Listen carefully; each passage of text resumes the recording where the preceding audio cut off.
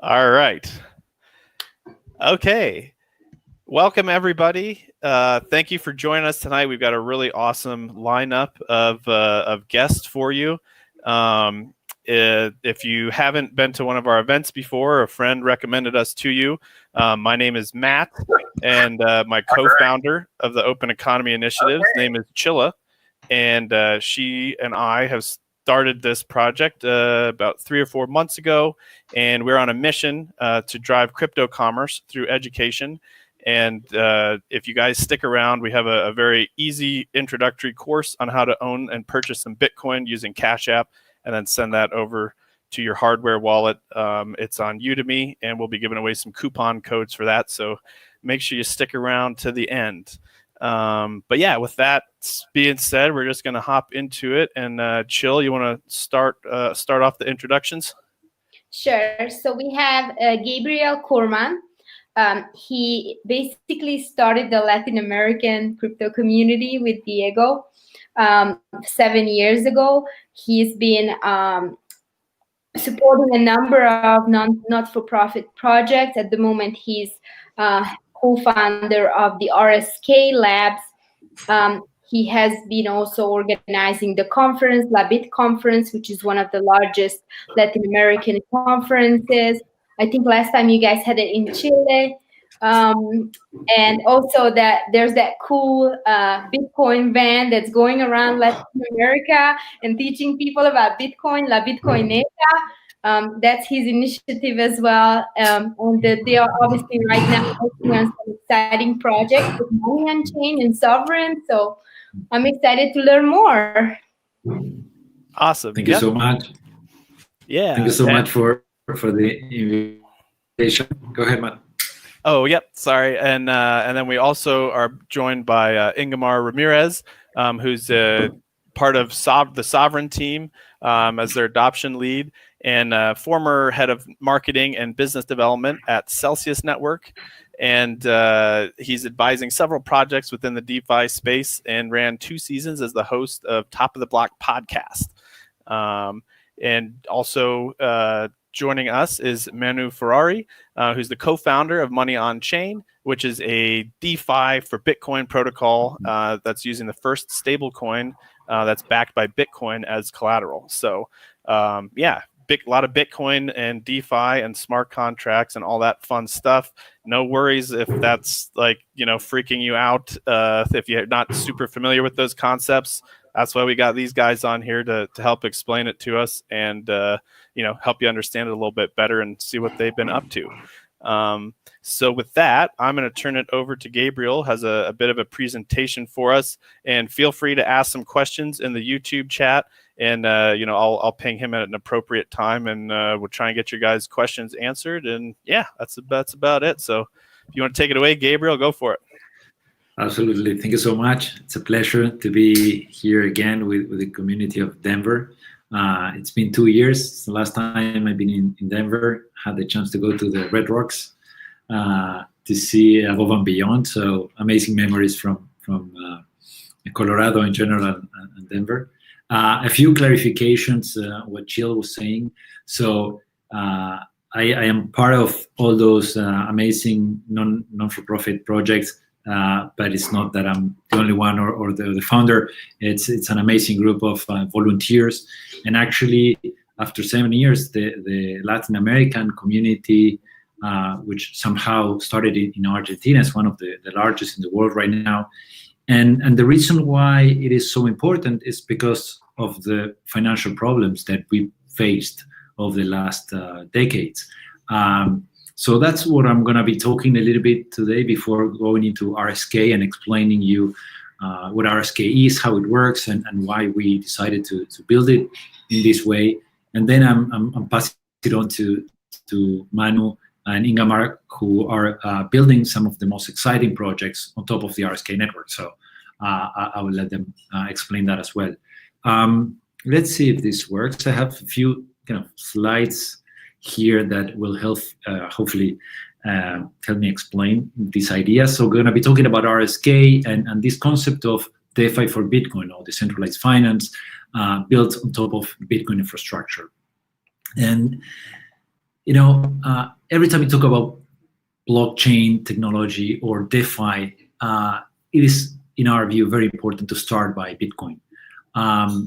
When I first got across with Bitcoin technology at La BitConf in 2013, it just blew my mind, because since I was a child, my parents told me never to save in local currency, in Argentine pesos. We had devaluations every decade, bank confiscations of the deposits, and during one generation, families could lose all their savings multiple times. So when we learned about Bitcoin, it was so clear to many of us how this could solve a major problem that we had in Argentina and Latin America in general.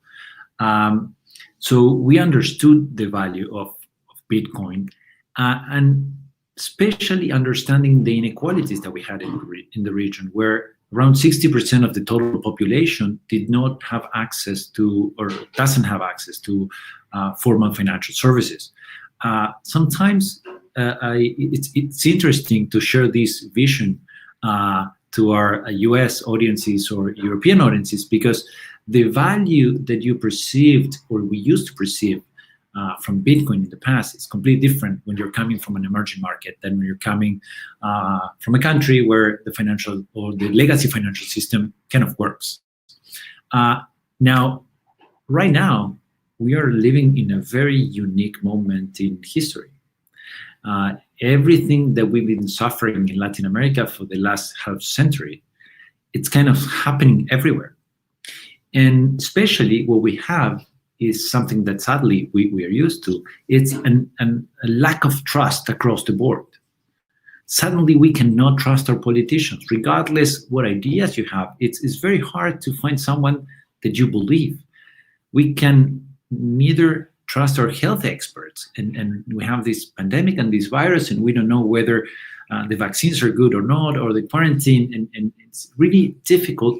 We cannot even trust the news outlets with the fake news. Our long-term trading partners now are enemies, and it's one against each other. We cannot trust software companies which coordinate our daily lives, and we cannot trust their management of our identity, reputation, and information. And finally, we cannot trust central banks. When you see that central banks are printing fiat money across the board, they are basically debasing our savings. Now, this is something that we've seen in Argentina for decades, and we know what happens when you print money out of thin air. But it seems that the world is becoming every day more and more similar to Argentina and the problems that we've been suffering for so long. What's interesting is that Bitcoin has been built to be a trust machine. This magazine is from I think 2016 or 2015. So from day one, we understood that Bitcoin could play a key role in getting our society together and providing us global users a tool to protect ourselves from our governments and from our central banks. So it was very clear to us back in 2015 when we started the original white paper of RSK that at the time was called Rostock. So if you hear Rostock, it's the same project. That Bitcoin had this unique combination of being a trust machine and also, given its scarcity, a real store of value that could become the backbone of the financial system of the future. We were told that we were crazy back in the day. I don't know if you were around in the blockchain or crypto space in 2015, but it was all about blockchain technology, and Bitcoin was a really bad world because the price was coming down, and for like 7 years we had to hear different projects talking about the benefits of blockchain or smart contracts or ICOs or DeFi, without understanding the value that I believe, and many of us believe, Bitcoin will have in the future of the financial system. And we were laughing before starting the talk today. It's a very particular day that we're living today, we're almost at all-time high of Bitcoin price, but this time is not coming from a speculation, and apparently it's coming from mass adoption of PayPal users and major corporates investing their cash and the treasury into this technology. So it is clear, and it was clear to us, the value of Bitcoin. But then in 2015, when Ethereum was launched, we understood that we needed that extra programmability and the flexibility of smart contracts in order to build a financial system that could serve billions of users around the world. To us, it was always building technology with a purpose. It was not about just adding blockchain to the same applications to reduce a little bit the timing of a wire transfer or the cost. It was about bringing the level of efficiency and innovation to the financial system so it's so affordable that everyone can participate. No? So we didn't want to choose between the security of Bitcoin and the programmability of Solidity smart contracts. And that's why we, after an amazing conversation with Nick Szabo in San Francisco, we decided to put together a team and build RSK. So RSK was the first productive Bitcoin sidechain. The sidechain concept means that we are borrowing a native currency from another blockchain. In this case, is Bitcoin. So when you execute smart contract on RSK, those smart contracts are fully compatible with Ethereum. So it's Solidity. Everything that runs on Ethereum runs on RSK. But the difference is that on Ethereum you pay the gas with Ether, and on RSK you pay it with Bitcoin, or Bitcoins on RSK, which have a one-to-one peg. But not only that, instead of asking a new network of miners to start securing RSK, we decided to build this technology on the most secure network in the world, which was the Bitcoin network. So RSK uses a concept called merged mining that allows Bitcoin miners with the same cost and energy and hardware, just with a software upgrade, to mine RSK blocks at the same time and provide this amazing and unique level of security that the Bitcoin network has, but also for the execution of smart contracts. We launched the RSK mainnet in 2018. As you can see, RSK is not a hype project. It's a project that's been around for 5 years now, with the mainnet running nonstop for more than 2 years, because we kind of have this Bitcoin DNA. And you will see it also on Money on Chain and Sovryn, where it's not that we break on the process of building and we have a testing on production, because we have this sense of responsibility of millions of users in very poor families all around the world using these technologies for their daily survival. So we're very concerned on the security, and it's a pleasure and an amazing honor to be able to share these metrics with you today. These are from today. I took these screenshots a couple of hours ago. The most important number here is the bottom one, the almost 60%. This is the amount of Bitcoin miners that are doing merge mining. So as of right now, the RSK network is 60% as secure as the Bitcoin network. This percentage has been going up for the last 2 years, and we have some new mining pools joining RSK right now. But to give you an idea, this makes RSK the most secure smart contract platform in the world, way more secure than Ethereum, and of course with much lower fees. But it's the second most secure network behind Bitcoin. So it's amazing. It was impossible to dream on this 5 years ago when we all started. But now that we've reached this, this has allowed us to imagine what this could transform and how this could transform our society and go beyond just building a new financial system. In our vision, the combination of Bitcoin and its sidechains on multiple layers, adding more functionality and scalability, is the birth of what we call the Internet of Value, which is a whole new era of the internet, which hopefully will bring the same benefits that the Internet of Information brought to our society, giving us all a voice and allowing us instant exchange of information at no cost anywhere in the world to everybody. But now to the exchange of value, any kind of value, not only Bitcoin and not limited by Bitcoin infrastructure. So for different use cases, you can have different functionality. And what RSK does is adding a business logic around Bitcoin security and Bitcoin as an asset. So imagine in this crazy world that we are living, where major governments do not trust each other. We cannot trust our governments and politicians, where we cannot trust the corporations managing our information. If we could build an internet, so taking from Bitcoin its values and expanding it to the rest of the internet and the financial system that is fully open, so based on open source technology, available to everyone, and with no patents and no secrets, where information and technology, as everything that we do on RSK, it's a public domain, fully transparent, neutral. So there is no major power that can tell you you are on my side or you're my enemy. My internet or my financial system cannot interoperate with these other guys that I don't like. Of course, the most secure network in the world. If you're planning to provide nano financial services to 3 billion people around the world, especially those who need it the most, you want to make sure that this is super secure and no one is going to lose their funds. And of course, it needs to be permissionless because many of these users do not have an ID because their governments are not able or capable of issuing a valid ID.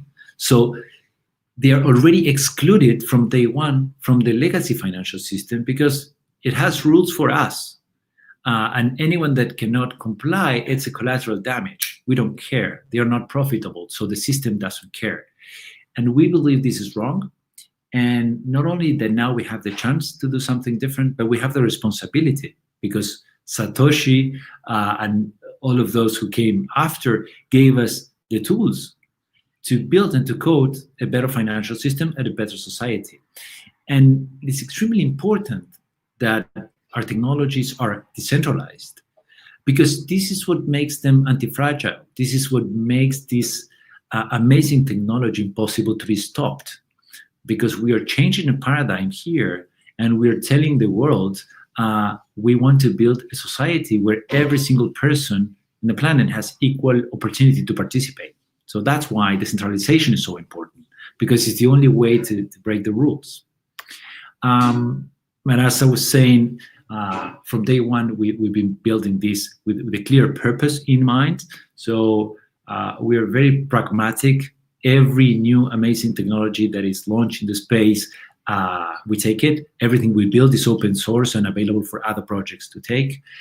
And when we reach this level of security on RSK through the merge mining, we saw that there was a problem because we could see that we could make a collaboration to build a fully decentralized financial system, but it didn't make sense for us in 10 years, 20 years, to manage our funds and our value in a fully decentralized way, but still trusting centralized corporations or governments to manage our identity, our reputation, and the rest of the internet.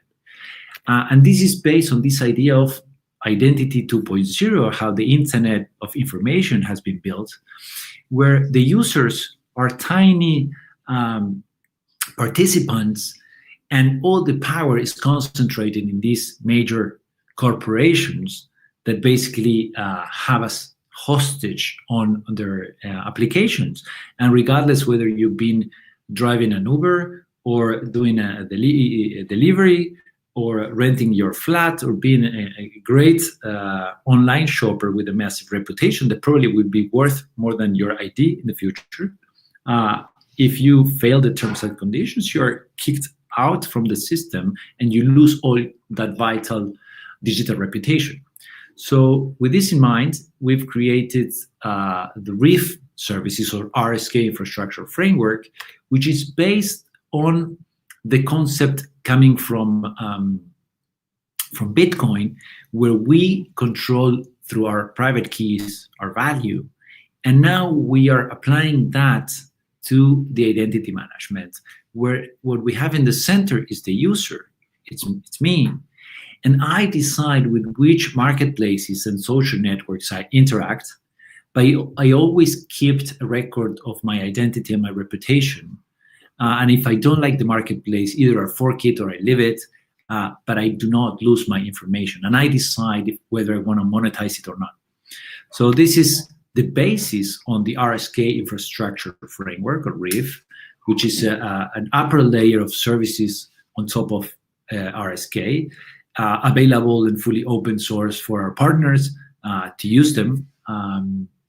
We have the ID layer that I was mentioning before. We have a RIF storage layer, which is integrated with Swarm and IPFS, decentralized communications, decentralized payments to go much higher in terms of scalability and lower cost in terms of transactions, even several orders of magnitude lower cost than even RSK, which is already a couple of orders of magnitude on top of Bitcoin. RIF gateways on marketplaces. So for those of you that are already imagining what you can achieve when combining all these are the building blocks for decentralized sharing economies.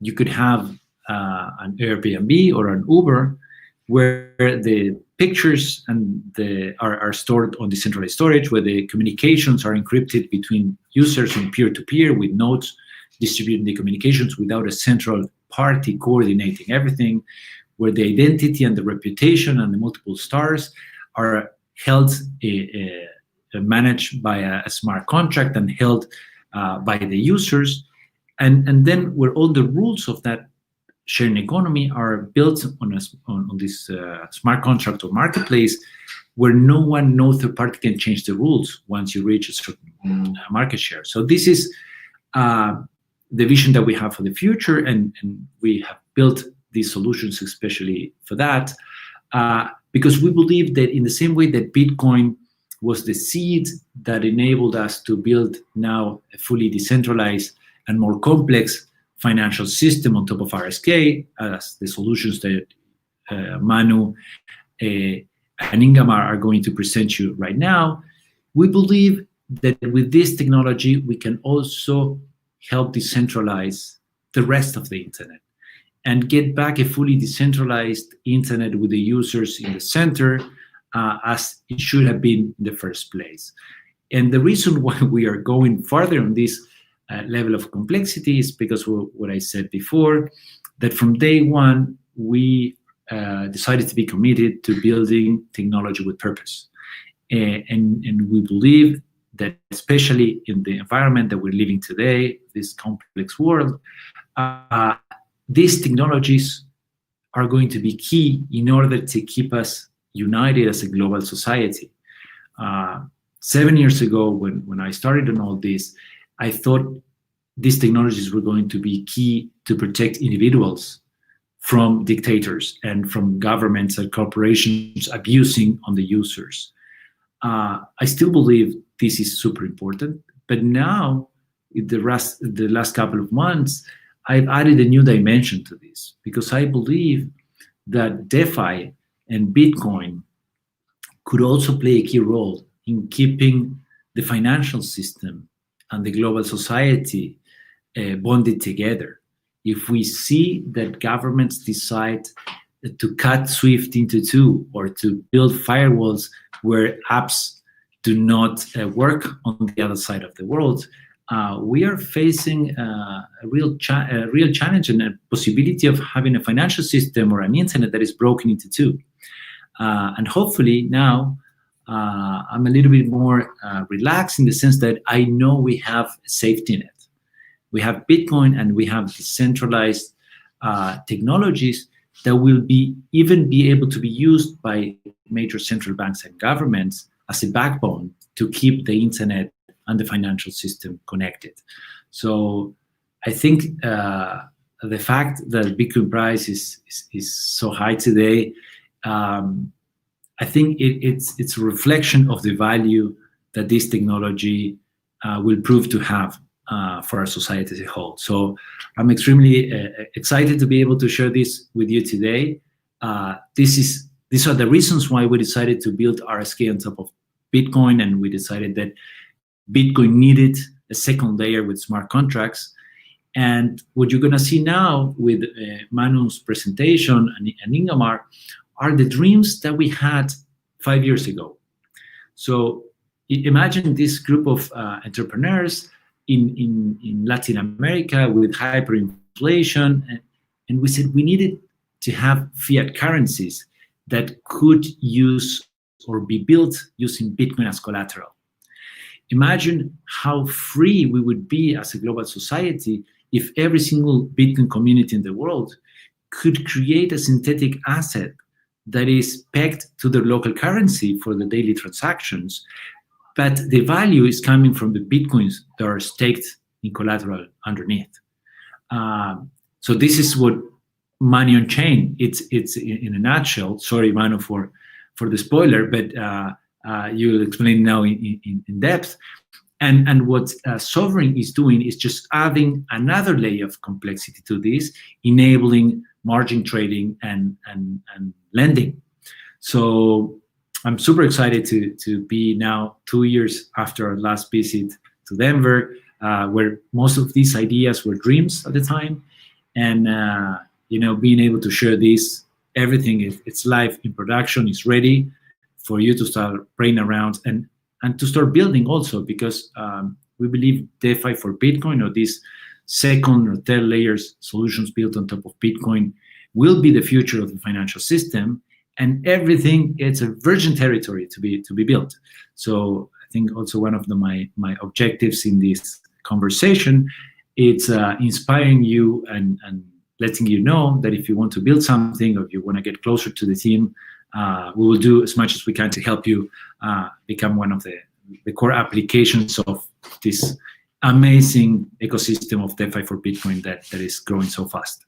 So with that, I leave you with Manu. I don't know, Matt, if we have any questions in the chat. Otherwise, we can have questions at the end as well.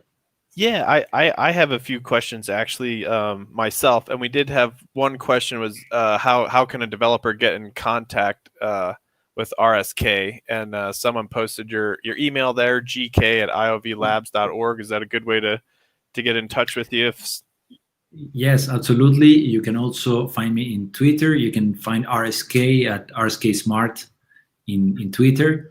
And for the developers in the audience, I would check developers.rsk.co, which is our dev portal where all the information, tutorials for developers are. We have more than 60 webinars that we've done in all our technologies.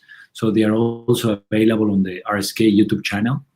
And yeah, let's get involved. There is so many information. Sometimes you need to take it bit by bit. But it's a great moment to invest in learning. And Bitcoin is proving that it's probably going to become the first alternative that we've ever had to gold as long-term store of value. And the good news is now it's programmable. Now you can add business logic to it. So yeah, those are the right places to connect and to get involved. Okay, awesome. Good deal. And we'll post the links here at the end too, as everybody's who's on the call here, so everyone can follow up and keep following the conversation as this progresses. So I'm a big identity nerd, and I saw in there that there's a layer kind of focusing on identity. Can you unpack that a little bit for me? Or I guess what's the SSI? What does that stand for, and how are you guys using that at RSK or IOV? Yes, so SSI, the concept means self-sovereign identity, and the idea behind it is that you control your own identity. So you have a container where you allow third parties to add information to your reputation, but you are the one containing those credentials. and managing them with your private keys in the same way that you manage your Bitcoins or your tokens. So for instance, we have a few use cases that are already demonstrating this in Argentina with pipe plumbers that need to be accredited. So they receive information whether they are accredited, and they can prove that they have the license to operate, and everyone can check it. There is a government in Europe that is working on having driving licenses also, where you as a driver enable the government to give you credits or positive or negative scores, but you always keep that reputation for yourself, or at least a copy. And this can be applied to open finance solutions also on open blockchains. For instance, you can have a single sign-on button, the same way that you sign on different newspapers and websites with your Google or Facebook. The problem is that when you use the Facebook login, Facebook is tracking all your activity in that website. So it's very user-friendly because you don't have to type all your information again, but it's letting Facebook or Google spy on everything that you're doing on that website. With the decentralized identity single sign-on, you are the owner of that information. You decide what to share with that particular website. And the other websites that have also been used with that single sign-on cannot see what you're doing on that specific website. So you are the one who controls. And if someone wants to see what you're doing on an e-commerce site, well, maybe they're going to need to pay you to get your preferences. And you are the one that decides whether your information is private or you want to monetize it, but you are not the product anymore. You are in control of your identity and your reputation. If you don't like the marketplace, you can leave with all your contacts, with all your reputation, which we expect to be extremely important in the future. Imagine if all your credit rating is on PayPal, and you don't like the service, or they increase the fees and you cannot leave, and there's no way you can take that value, and maybe that is what lets you buy a house or lease a car. So this is the concept between self-sovereign identity. We are just building RIF identity with the most important protocols that are in the space, in the identity side, and this is just making a very, very simple layer of interfaces and libraries for developers. And we're going to have an application also for users, and everything is open source. So any decentralized app in the space that want to take this technology and plug it into their wallet or their solution, it's fully open source for them to use as well. Awesome. That's really cool. And then I love that stuff. I know our community it's key. enjoys. It's key. Yeah. And it's really cool. And so if you're kind of still trying to wrap your head around it, you can kind of think of it like, and correct me if I'm wrong here, I'm just gonna throw my best guess or best explanation out there, but it's a conglomeration or a kind of a single point of where different you're interacting with different entities that support the self-sovereign identity. All of your actions are recorded, but they're under your control, so you can share different things with different people according to your needs or wants. But an example of that would be, perhaps there's a decentralized lending protocol. You've made some loans on there, you've paid your loans back, or you've lent stuff out, and you've gone through the process a few times. Everything has been good, so you have some nice reputation on there, and then people can see that you're a trustworthy person, and maybe that unlocks some higher limits, some bigger loan amounts, or things like that. Absolutely. Yeah. You explained it perfectly. And actually, there is one use case in Argentina, in one of the slums, that is called Didi.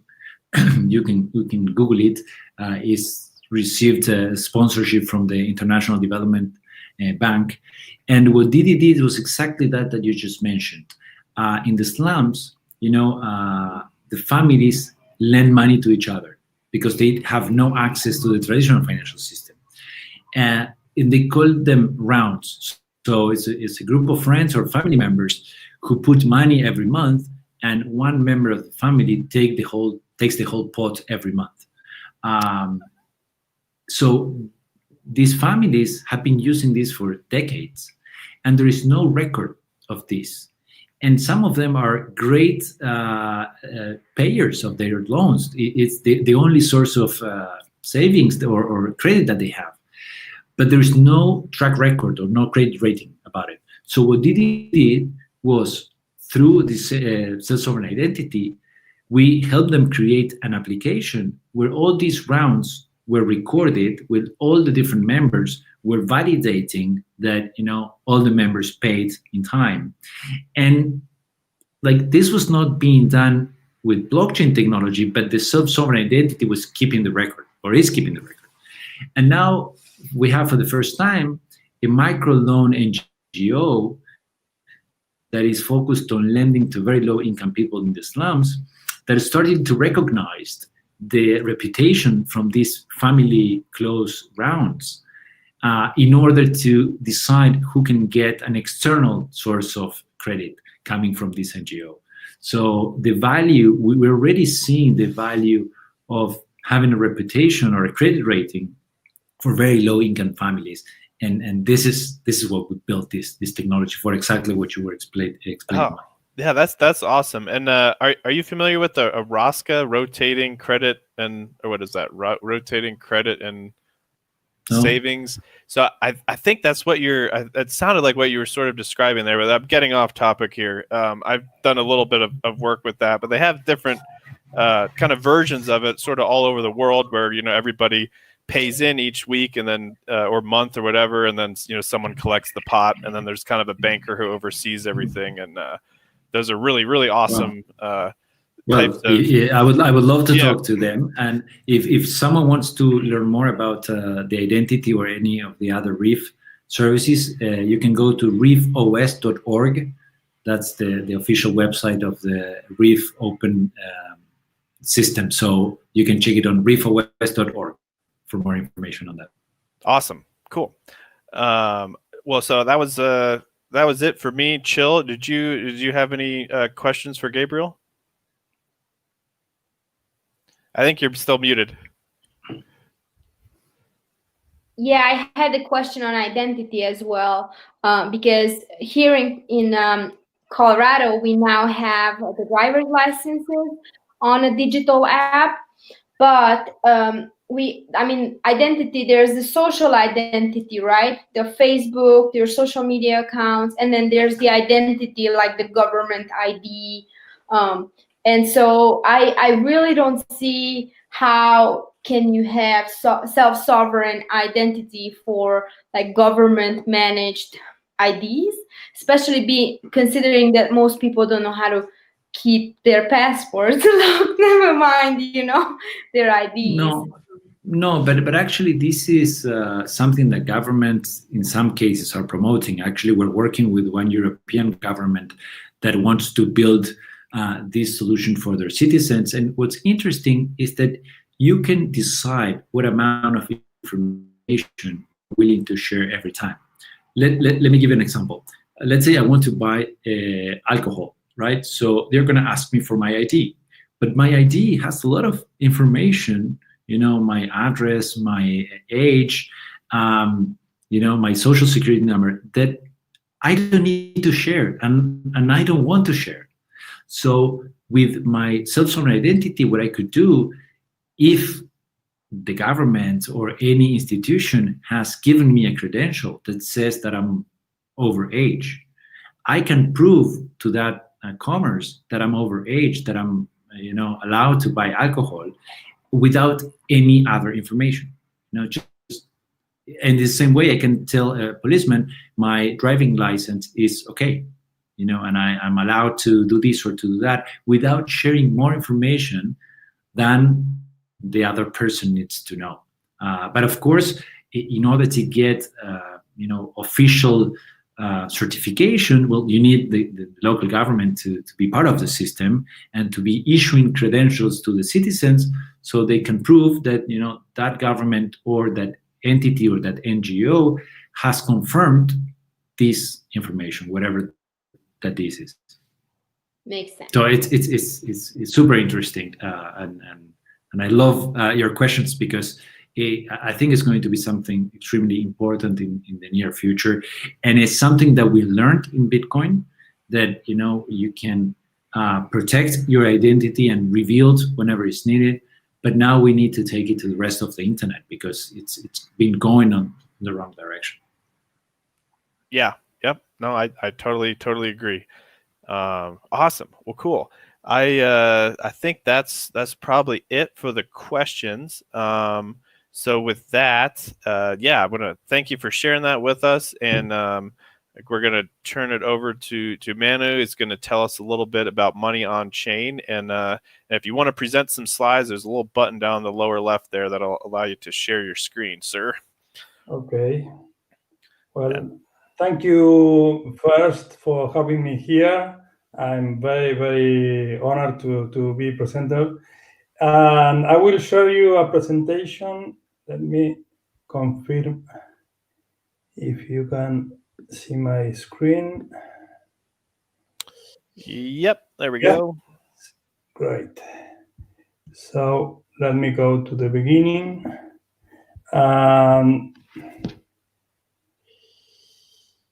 Here it is.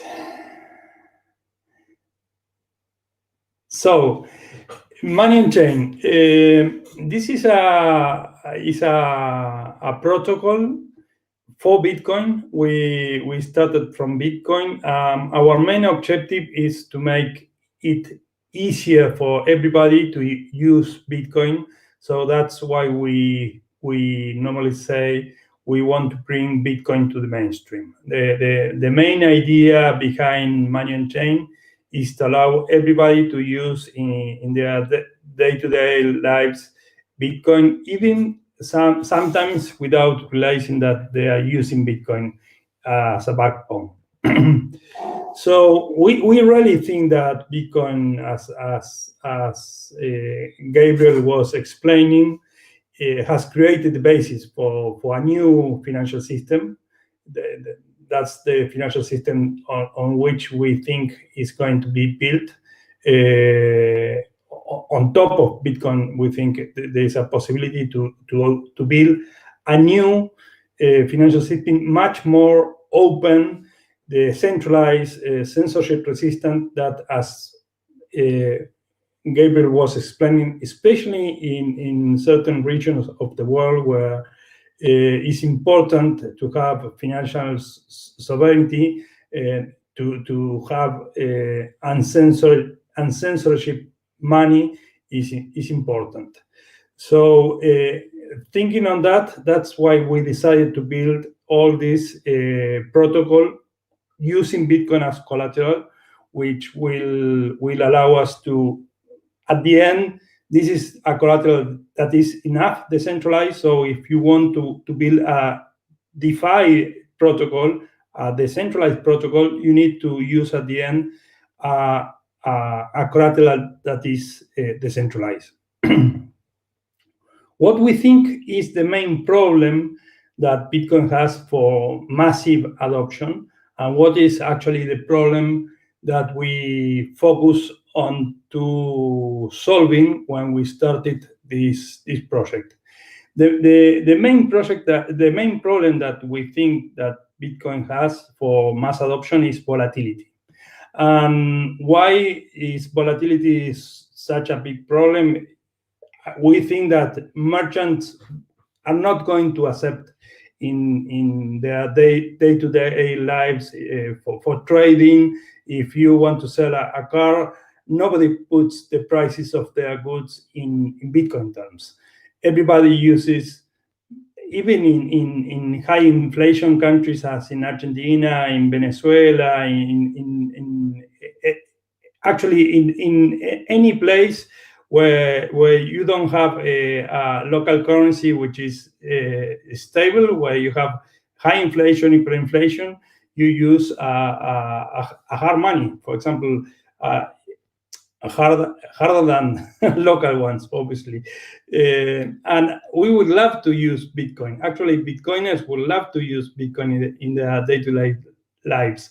But actually, if you see, for example, Argentina NGO, when they set the prices of the treasures of the hardware wallets.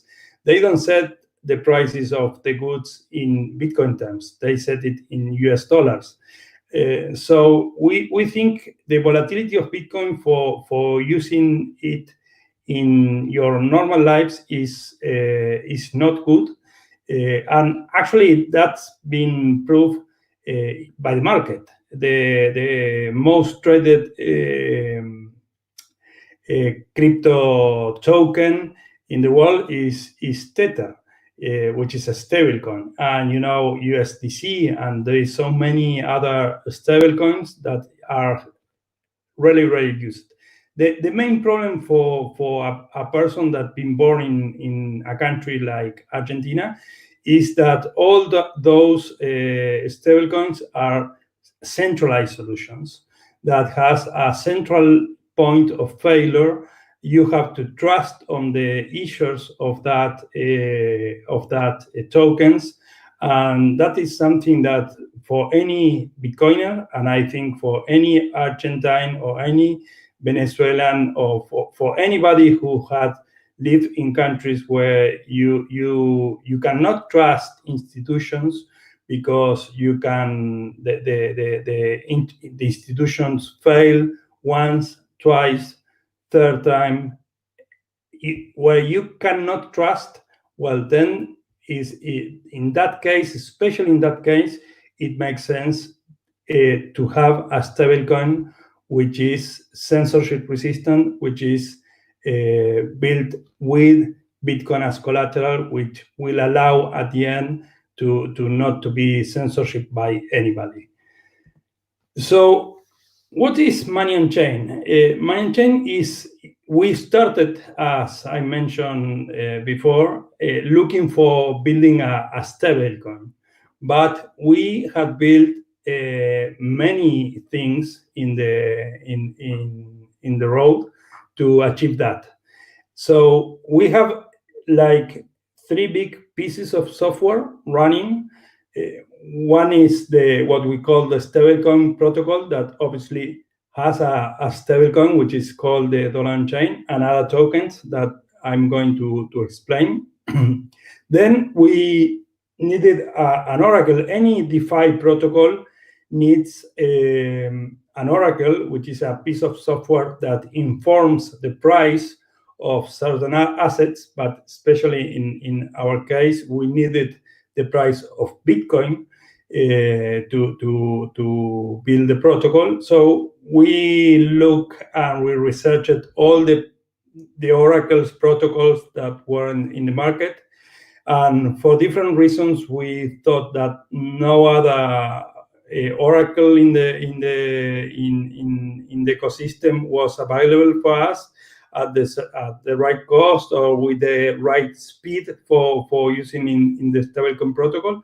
So we decided to build what we call OMOC, or Oracle's Money on Chain, which is decentralized oracles to inform the price mainly to the stablecoin protocol, and mainly is the Bitcoin price.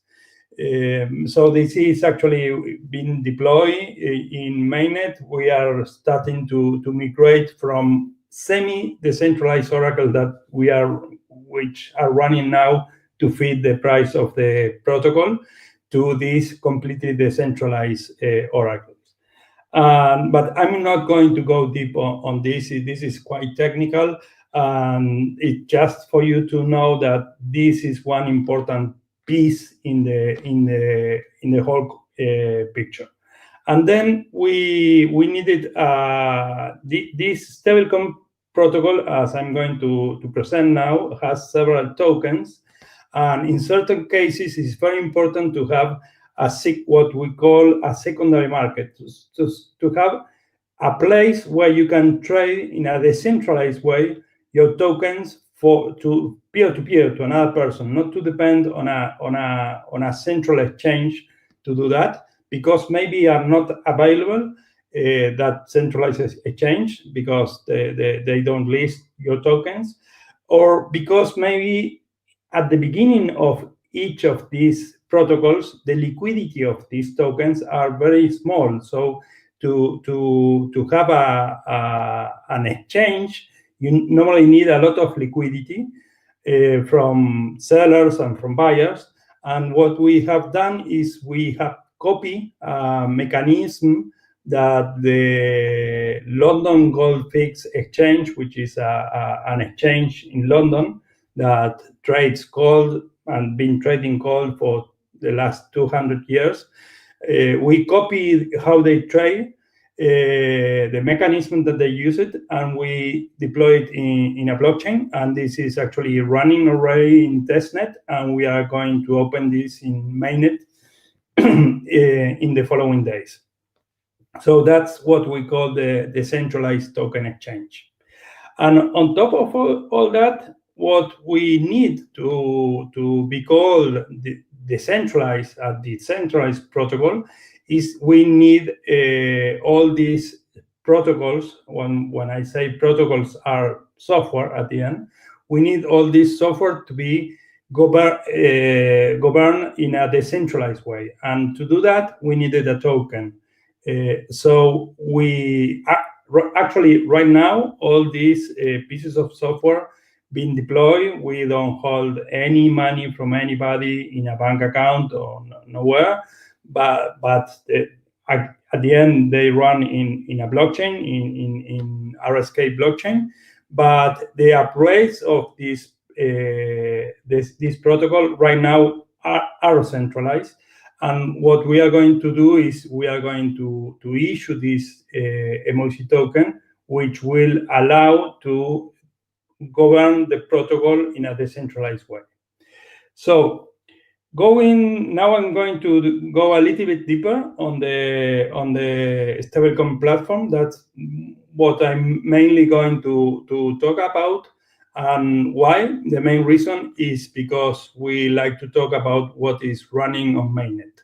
The other pieces are actually being nearly finished, but this is being running in testnet for 2 years and in mainnet since December last year. It's been shown to be extremely robust protocol. As maybe the audience know, in March this year there was a what we call the crypto crash, where many protocols actually crashed, the DeFi protocols. Our protocol, it was a normal day, and it is why it's important, because we are using as collateral something which is extremely volatile, which is Bitcoin. And everybody was telling us, well, you are crazy. How you are going to build a stablecoin that uses Bitcoin as collateral? And so first we have a model, we test it, we build it, we design it, and we run like literally 1,000. We have a simulation machine. We run thousands of simulations to show that this was going to work. And then it worked. It was in March this year. It has the biggest drop in the price of Bitcoin in the last 7 years in such a short time. And for our protocol, it was business as usual, as some people say. So what has this protocol? It has 3 pieces. One is a token, or three main tokens. One is what we call the dollar on chain, the DOC. It's a stablecoin backed by Bitcoin, which is pegged to the US dollar. This peg is guaranteed by the smart contract. And this is a big difference that I'm going to talk a little bit more afterwards. Then we have what we call the BPRO. The BPRO at the end is a liquidity token. For DOC, for dollar on chain to be able to be mint, to be issued, first someone needs to put the collateral, and there is such a lot of incentives for Bitcoiners to add collateral. What they get if you put your Bitcoins in exchange and you take this token, which is the BPRO. Actually, what you do, you don't trade, you mint yourself the BPRO. When you mint the BPRO has more leverage, and it has something which is interesting for any Bitcoin, which is bullish in the price of Bitcoin, it is free leverage, and it has other sources of income. So it has these two components that in the long run, we have simulated also that the price of BPRO was going to appreciate faster than the price of Bitcoin. And up to now, it has shown to be the case.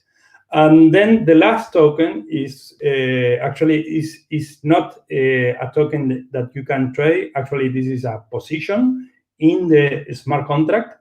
You hold your keys. We don't have access to that, but it is in the smart contract. And what you do when you mint the BTCX, you get a position, a leverage position on the price of Bitcoin. And I'm going to go a little bit deeper on that too. So regarding the dollar on chain, as I mentioned, it is pegged one to one to the USD.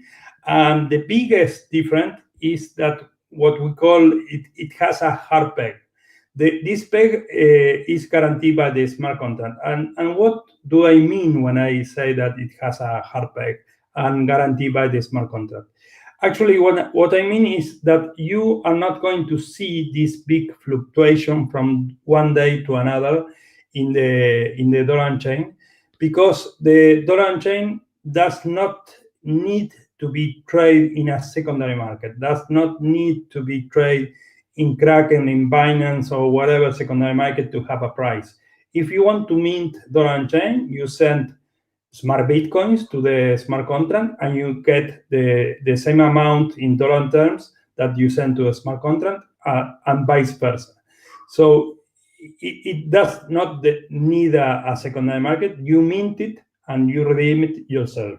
Okay, so that's what actually is a big difference. When I talk with big exchanges and I explain how this token works, they think is very interesting, especially for this case, because if one day your token, and it's supposed to be a stable coin, is worth $1.07, and the other day it's worth 0.99, well, you have lost like 7%. It's not something that should happen in a stable coin.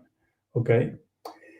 And sorry, for me, the most important thing about the dollar chain is that it's backed by Bitcoin. If you are a supporter of the Bitcoin project, if you think that Bitcoin should be the backbone of the future financial system, actually, when you are using the dollar chain, you are using Bitcoin. There is no way to create a dollar chain if you don't have Bitcoin. Okay, you are using Bitcoin when you are when you are using the on-chain at the end. The BPRO, as I mentioned before, is a token. Actually, when we thought about this token, I have a long discussion, conversation with my partner, which is a all-time Bitcoiner, Max Harkusa, been in Bitcoin world since ever. Nearly he discovered, I sometimes joke with him, you discovered a little bit later than Satoshi wrote the white paper, but he been in Bitcoin for a long time. And I said, well, what should this token have for you to be really interesting to put your Bitcoins as collateral to the protocol? So we built this token thinking on the Max Carhusas Bitcoiners of the world. So this has, as I mentioned before, free leverage. So if you are a Bitcoiner and you are long in the price of Bitcoin, well, getting free leverage is something very unusual. So if you have BPRO, you will have a little bit of leverage on your Bitcoin, and you don't have to pay for that. The second incentive that it has, it's what we call a coded income or a passive income in RBTC. I'm going to explain later from where it comes. Then it earns part of the fees of the platform. So each time someone mint dollar on chain or mint the BTCX or do whatever in the platform, they pay a small fee, which is 0.1%. And from that fee, a percentage of that fee goes to the BTC holders that hold the BPRO. Actually, they don't go directly to them, but they go to a basket that appreciates the price of the BPRO. So at the end, if you want to get those fees, what you have to do is you sell part of your BPRO and you will get that fees, because the BPRO is appreciated every day.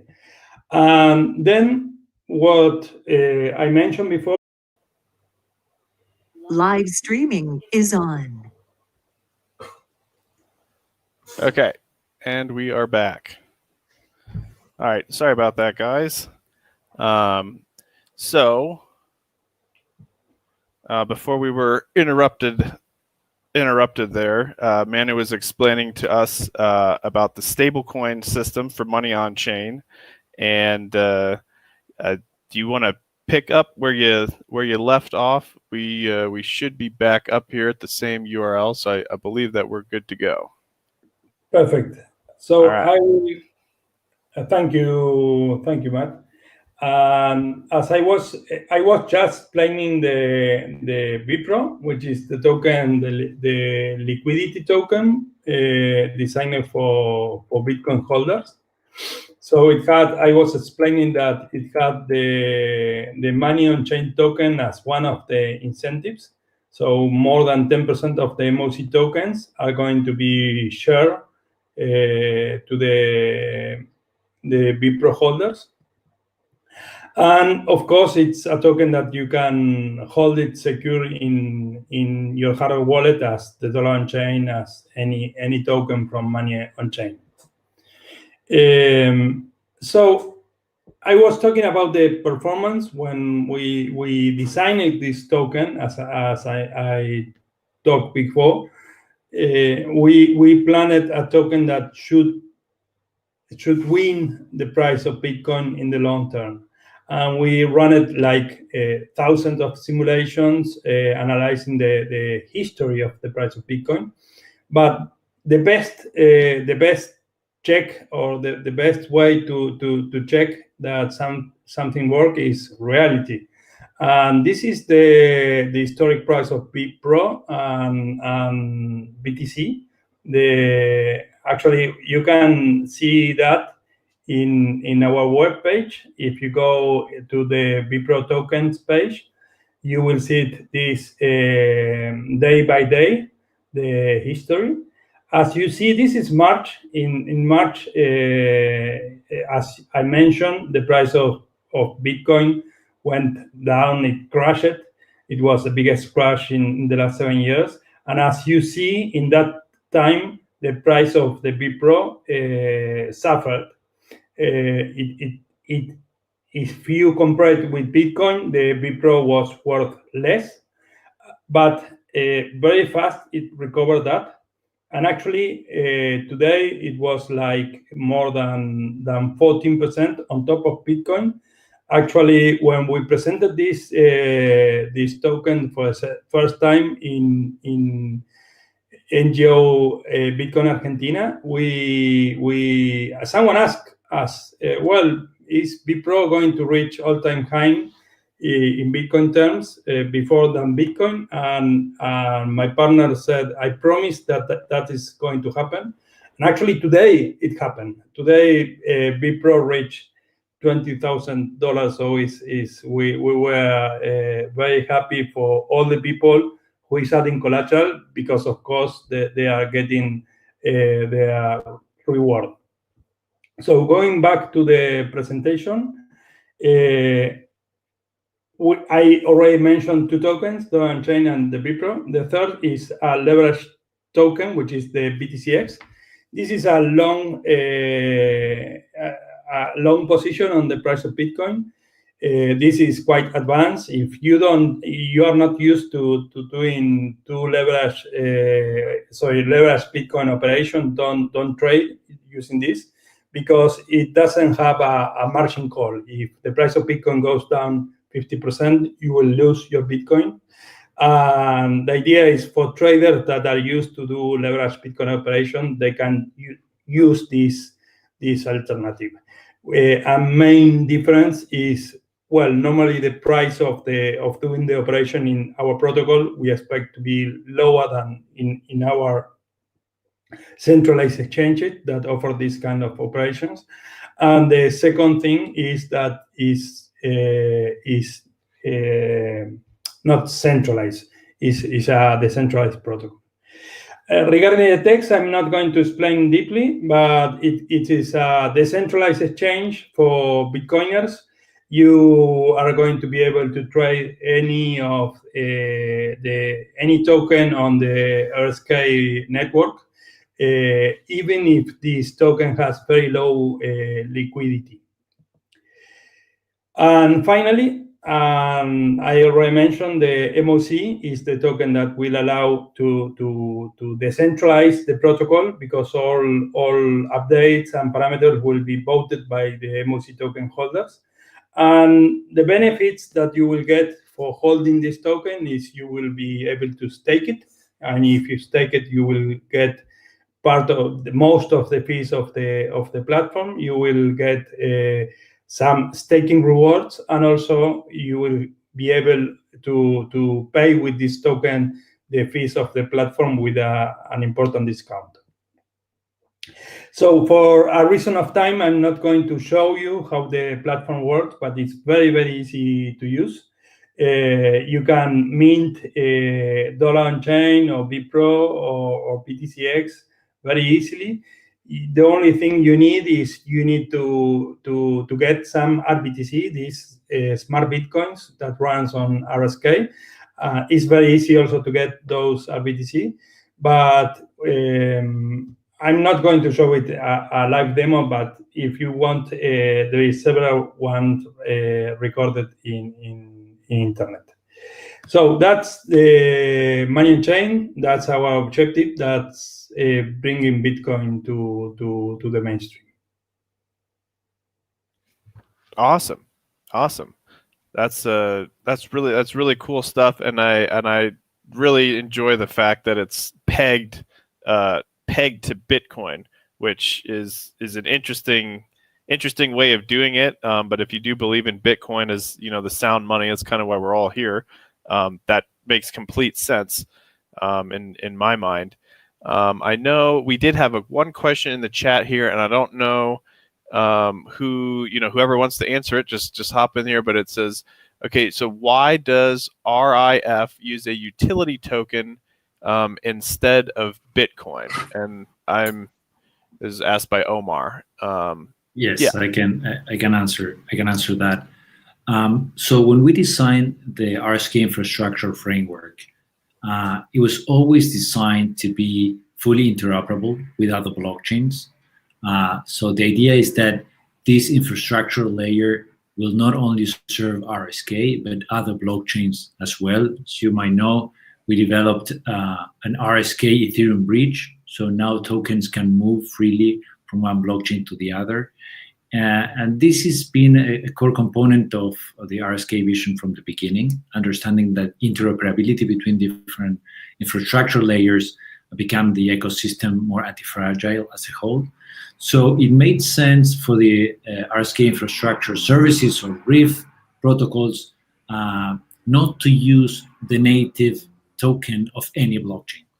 Okay, so that's one of the reasons behind having the utility token, the RIF token, that is the one being used to consume all the services.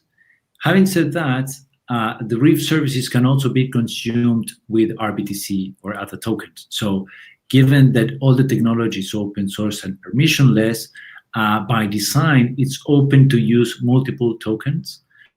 But RIF, it's included in all of them as a one-stop shop. You can use RIF to all those tokens. Now, also, we are about to launch, and this is kind of an exclusive announcement before the end of the year, something called RIF enveloping, which is a very important technology that will enable mass adoption of these technologies. If any of you have used any application with smart contracts on RSK or Ethereum, you'll see that users always need to use gas. And this is really cumbersome because sometimes you're using a certain token or a stable coin, but when you need to pay the network, then you need to use either Ether or RBTC for the network fees.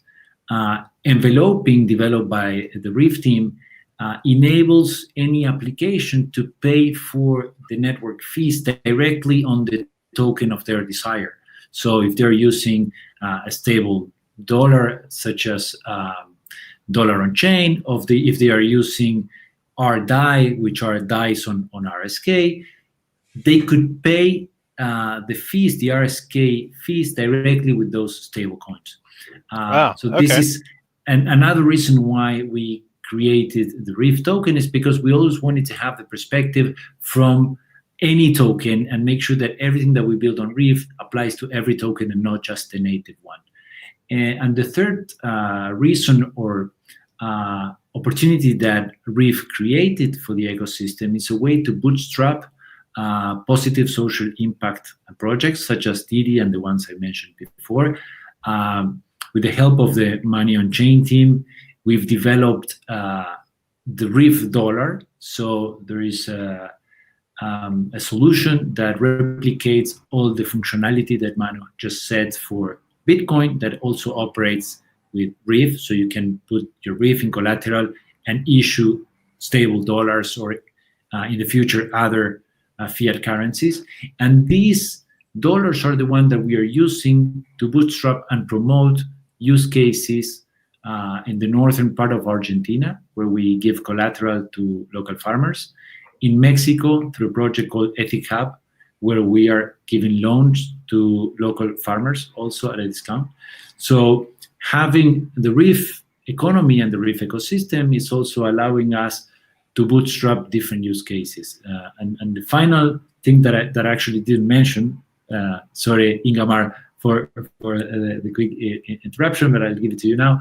It's something that we've done in last year was adding to the team the Taringa social network. Taringa is the largest Spanish-speaking social network in the world, with 12 million active users a month. And the reason why we acquired Taringa and its community is because we want to have a proof of concept of these decentralized social networks and sharing economies that I mentioned before. So we are creating a crypto economy within the Taringa social network, where the users will own their own identity and reputation, and they benefit from the activity and the content that they create for the social network as a proof of concept on how you can build a social network actually owned by the users, where there is no central control and everything is managed through smart contracts and the community. Wow. So also the Reef token is playing a key role in the monetization of that social network as well.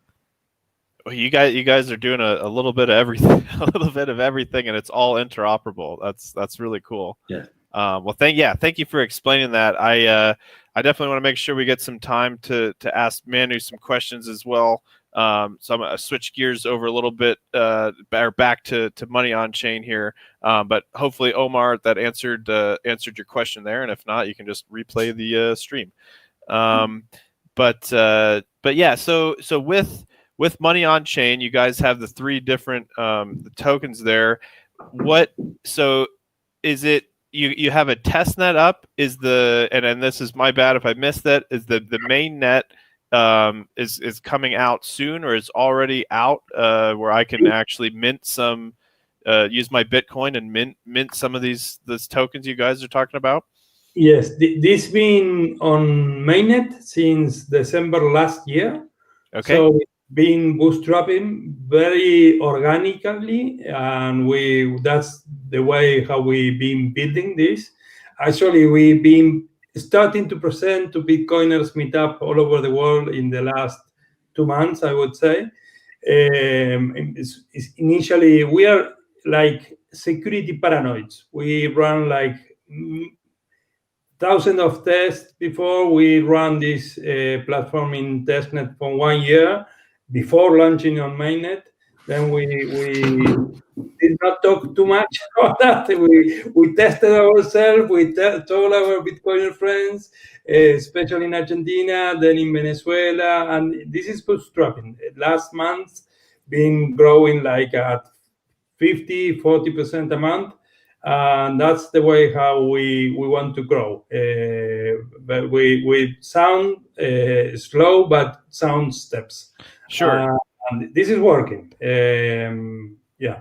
Awesome. Yeah. Well, I appreciate that approach. I think sometimes in the crypto space, it can be make a lot of noise and not have a whole lot to back it up, or just release something before it's been fully battle tested, and then oops, it's gone. I think we've all seen those projects happen. Our plan is this should work like for hundreds of years, hopefully, and could be handle billions of dollars. So it cannot fail. Where? Yeah. Yes. Awesome. Yes, Oh no, sorry. Sorry. Just one last question. Yeah. Where if I wanted to go use my Bitcoin and mint some of this stuff, what website?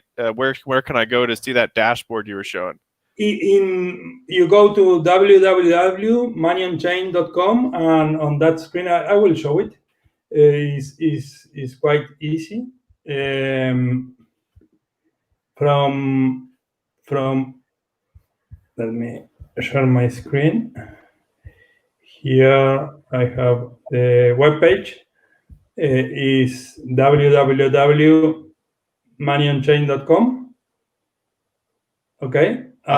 Here you go to user access. From here it will appear this home screen, this application, which is it will open a lot of terms and conditions, and you have to accept all the terms and conditions, and then you will be able to operate. Okay. So from here you can operate, but it's www.manionchain.com. Okay, awesome. Thank you. And sorry, Gabriel, I didn't mean to cut you off there. You wanted to add something? Yeah.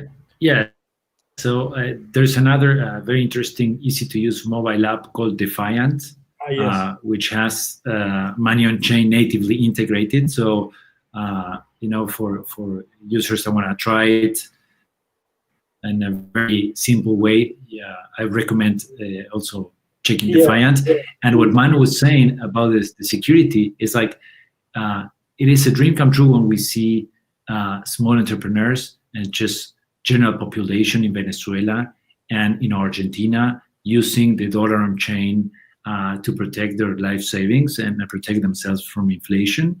But we cannot let those people down. So it's very important that everything that we build, and that's why we're big fans of Money on Chain and Sovryn, it's super bulletproof because we have real users and families using this technology to protect themselves from inflation.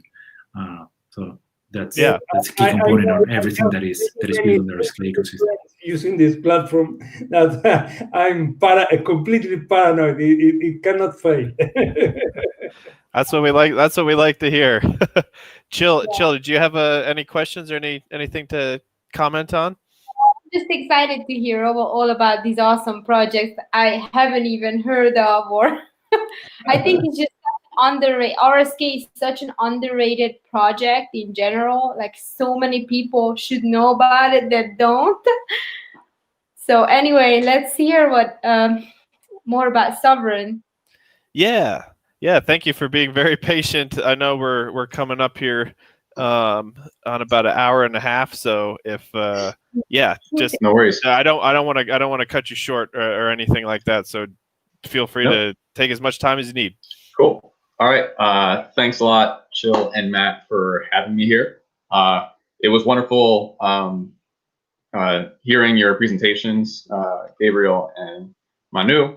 I definitely learned a lot more about RSK and Money on Chain by being here. And I think it's great that Sovryn goes last, because Sovryn does utilize the RSK blockchain and it utilizes Money on Chain. And so I guess also, Matt, if anyone asks a question, feel free to interrupt me. I welcome. I can do that. All right, cool. So I guess I'll start with the premise. So,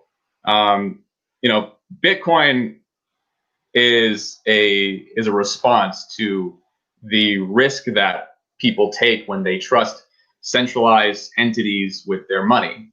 And I would say that Sovryn is a response to the risk that people take when they trust centralized entities with their Bitcoin. So Bitcoin is this, phenomenal financial instrument that is the greatest thing for financial sovereignty in probably ever. And the most secure thing we can do with it is basically hodl. If we wanted to trade it, we would have, like, our options are actually very limited. We'd have to, hand our keys over to a corporation. One of the most popular phrases in crypto is "not your keys, not your coins." But if I wanted to trade my Bitcoin, I would have to trust a centralized exchange, that custodializes it, and present my driver's license or passport, give a lot of personal information away, and just pray that they don't confiscate it, that they don't get hacked, and because there's nothing I can do about it. We also have a lot of DeFi projects that are that do utilize Bitcoin, but it's on a completely different blockchain with its own level of security that is not comparable to Bitcoin. So you're either sacrificing security or complete custody over your funds.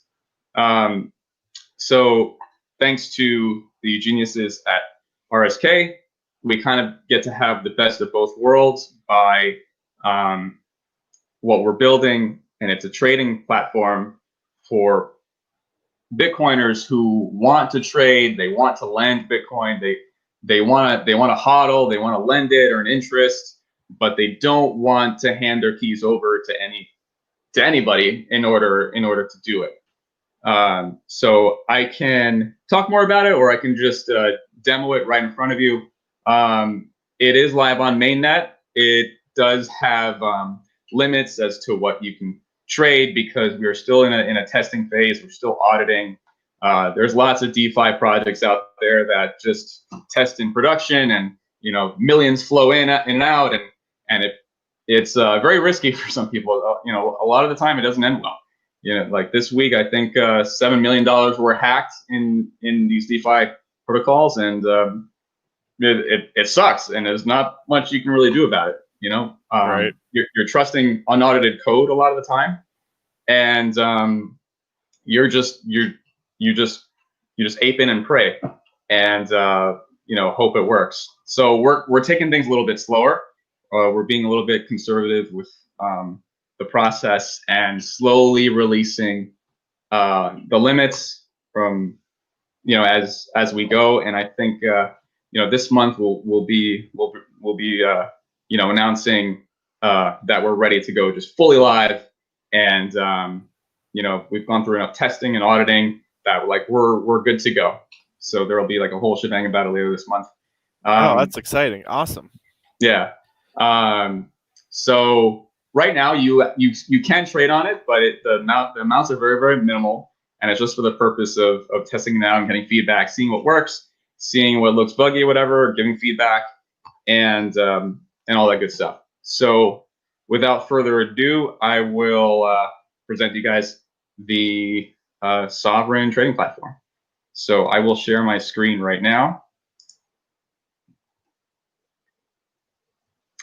Okay. Alrighty, you guys see it, right? Yes, sir. Alrighty, cool. So I'll walk you guys through this. We're on live.sovryn.app, and the platform is here right in front of you. And the first thing you'll want to do is basically connect your Web3 wallet to Sovryn. And what I think a lot of people don't know is that because RSK is compatible with the Ethereum virtual machine, or EVM, you can actually connect to the RSK network through MetaMask. So MetaMask is very, very popular among the Ethereans, and you can simply just add RSK through custom RPC and add a few details, and then you can connect to RSK pretty easily.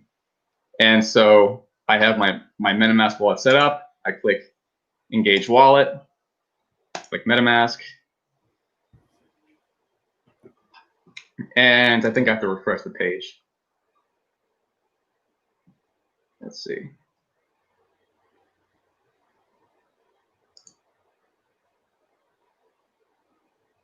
May have to give it a second here. But the front page allows you to trade your Bitcoin for DOC through swaps, and we have liquidity pools for it, and it'll let you show it if the wallet can connect. So hopefully The give me 1 second. yeah, no problem. Maybe if I try on Chrome, it'll behave. Okay, so you see it still, right? The wallet is connected. Yep. Okay, I switched over to Chrome. All right, dope. So right now, what you're able to do on Sovryn is leverage Bitcoin long or short. You can do up to 5x leverage. You can also lend your Bitcoin on RSK, and as well as your DOC, your dollars on chain.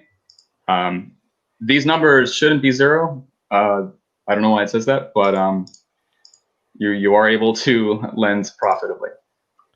So I can leave it up to the chat. Whether you would like me to perform a margin trade or a swap or lending. It'd be pretty cool to see a swap. If you want to do that, All right. that'd be my vote. All right, cool. Give me 1 second here. Yeah. And DOC is dollar on chain's stable coin that's pegged 1-to-1 to the US dollar. Is that correct? Correct, yeah. Okay, cool. Yes, that is correct. I was listening. Matt, something interesting. Something interesting, Matt, is that we are receiving requests from all around the world, in different communities willing to have their own fiat currency with collateral in Bitcoin. This is happening in Europe, the communities in Spain and France. So that's in the roadmap for the team. Because basically with oracles and Bitcoin on RBTC, you just can create the fiat currency that you want. And what we're seeing now in Sovryn is this concept that we call DeFi for Bitcoin. It's having DeFi solutions with all the programmability and the amazing technologies that are happening on the DeFi space by built and secure by Bitcoin miners and with Bitcoin as collateral, which is the most stable and secure token in the space.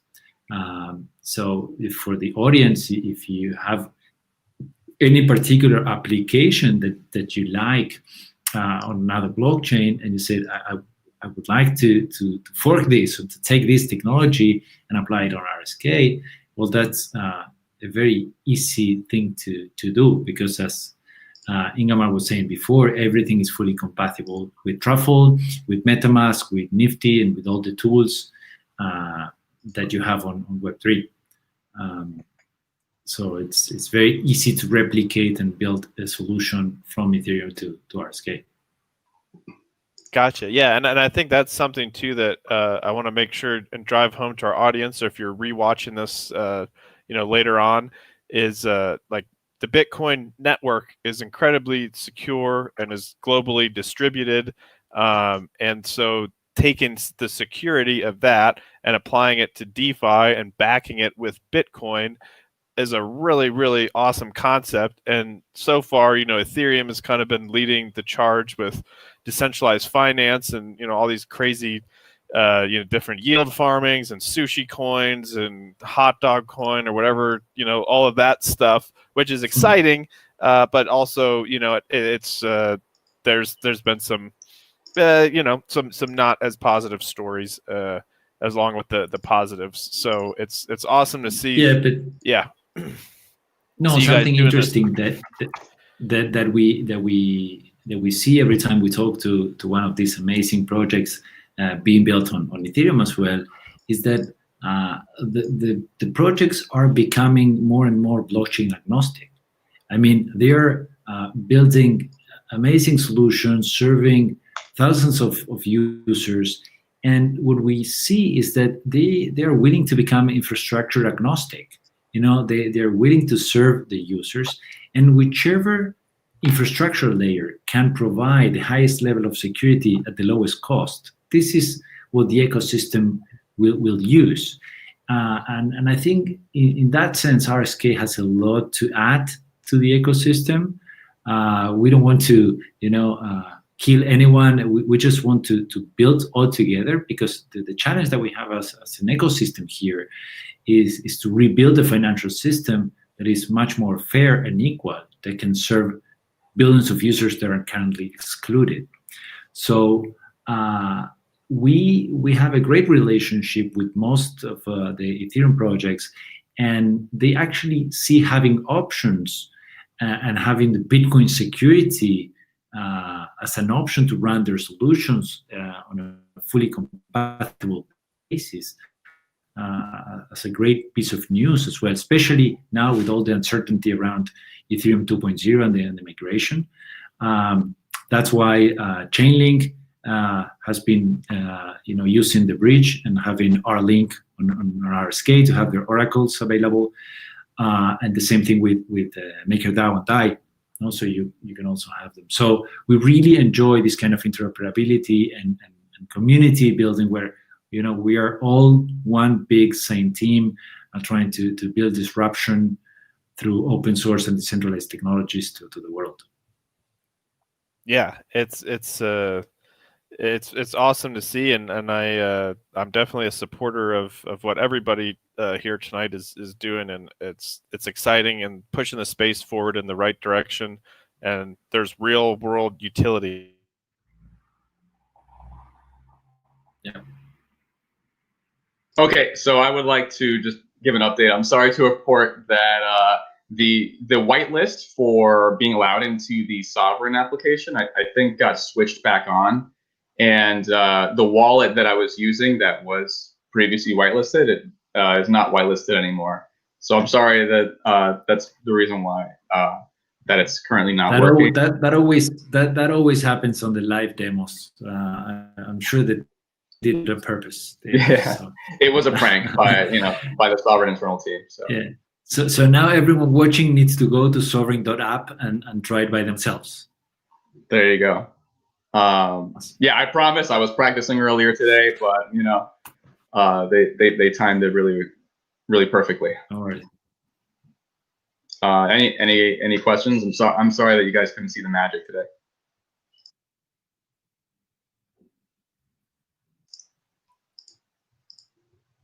I think now Matt is frozen. You there, Matt?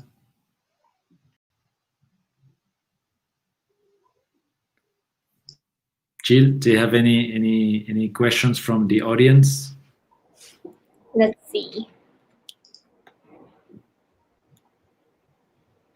Just someone mentioned that they use Sovryn and sometimes the page didn't show the information. I guess, it was probably still in testing phase, so. You're back? Can you hear me? Yeah.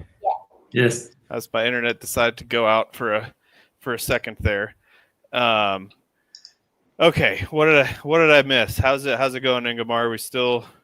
So currently the whitelist for the application is still on, and looks like my wallet that was previously whitelisted is no longer such. So gotcha. I'm sorry I won't be able to demo it live for you guys. But Ingemar, if anyone from the audience want to test Sovryn, get whitelisted, how do they do it? Yeah. Who should they connect to? Yeah, we were giving out codes to people. They would go to a website, use the code, put their RSK wallet address, and they would be sent an NFT, which would allow them into the application. We will be taking it off very soon. So it won't be there won't be like a barrier like this for much longer. Awesome. Well, yeah, if you want to share any links with us, we can pop them in the chat there. Or yeah, like sure. if I wanted to, it looks like somebody in the chat here has already been using Sovryn, and it's works well for them. So I'm sure it's. I want to test it out. I want to test it out a little bit and see. Just kind of poke around because it sounds like a really cool project. Awesome. All right. So let's see. Does Chill? Do you have any questions or anything like that? Kind of getting up to the end here. All right. Let's see here. Keep up the good work, guys. What's that? I just want them to keep up the good work because RSK stays true to the ethos and the Bitcoin values, but you always collaborate and bring in all this new tech. So it's an awesome project to follow. Yeah, absolutely. Well, all right. I think we're gonna wrap it up here. We'll put some links in the chat as we're ending here, and stay tuned for the coupon code if you're interested in our course. We'll have that on there as well, along with links to everybody's socials and links to the websites for these different projects and a little debrief on those. So if you're coming in and rewatching the stream, not live, you'll be able to get up to speed on everybody and participate, join in, use the products, and kind of take it from there. So again, thank you everybody for hopping on here. I know it's kind of late for some of you, and we really appreciate you coming out. And keep up the good work. Thank you so much. Yeah. Bye everyone. Thank you, Thanks guys. a lot, guys. Bye-bye. Thank you. Thank you. Bye bye. Bye bye. Bye-bye.